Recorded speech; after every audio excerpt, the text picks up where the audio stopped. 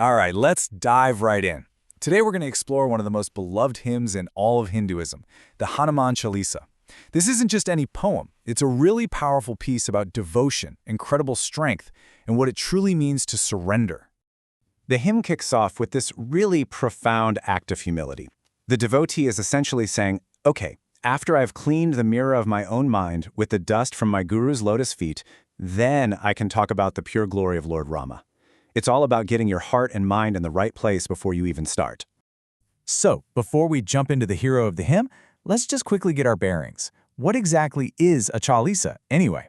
It's actually super straightforward. Chalisa comes from the Hindi word chalis, which just means 40. And you guessed it, the main part of the hymn is made up of exactly 40 verses, or chopais, with each one dedicated to praising Lord Hanuman. Okay, now for the main event. Let's talk about the central figure himself, the mighty Hanuman. And what's cool is that the Chalisa doesn't just tell you what he looks like, it paints this incredible picture of who he is. So the text gives us these awesome, vivid images, right? We're talking a body that shines like gold, a mace and a banner that just scream immense strength, the sacred thread you'd see on a scholar, and even these really intricate earrings. All these details come together to show us this radiant, powerful form of Hanuman. But here's the thing. Right after it talks about all that physical power, the hymn immediately switches to his inner qualities. It says, "Victory to you, Hanuman. You're literally an ocean of wisdom and virtue. You're celebrated in all three worlds." And that's the key takeaway here, right? His incredible strength is perfectly balanced by his wisdom. And check this out. We get this amazing example of his control. When he finally finds Sita in Lanka, he doesn't just show up in his giant, mighty form. No way. He makes himself tiny, almost invisible, so he can approach her gently. It shows so much tenderness and, just plain smarts. And then, bam! You see the complete opposite. When it's time for action and the tenderness is put aside, he transforms into this terrifying, colossal figure to burn Lanka to the ground. So he can be as gentle as a whisper or as fierce as a wildfire. It all just depends on what the mission calls for. So, you gotta wonder, where does all this incredible power and wisdom come from? Well, the Chalisa is super clear about it. It all flows from one single place, his absolute, unwavering devotion to Lord Rama. Think about it. Every single epic thing he does is an act of service. Crossing the entire ocean to find Sita? Check. Burning down Lanka? Done. Flying across a continent to get a life-saving herb for Rama's brother, Lakshmana? You got it. He was just this unstoppable force in battle. And none of it was for his own glory. It was all for Rama. And this next verse just nails his motivation. It says he's always eager to do stuff for Rama. But get this, he's also a connoisseur of listening to stories about him. I love that. So it's not just some duty for him.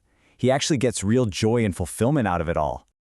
So this incredible devotion he has for Rama, it kind of expands. It extends to all devotees. And that's what turns Hanuman into this universal protector. And this is where the Chalisa stops being just a story and becomes a really powerful prayer for the person who's actually reciting it. Which leads to a pretty practical question, right?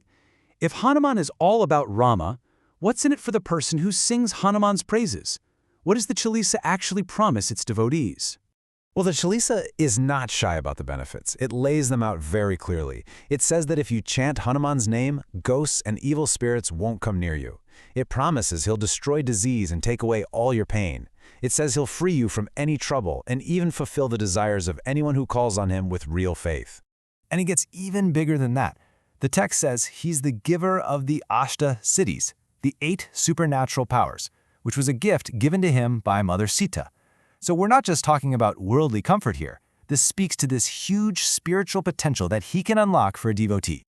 Okay, so we've heard the praise, the amazing stories, the promises of protection, but what's the end game? What is the ultimate reward, the fruit of reciting the Chalisa?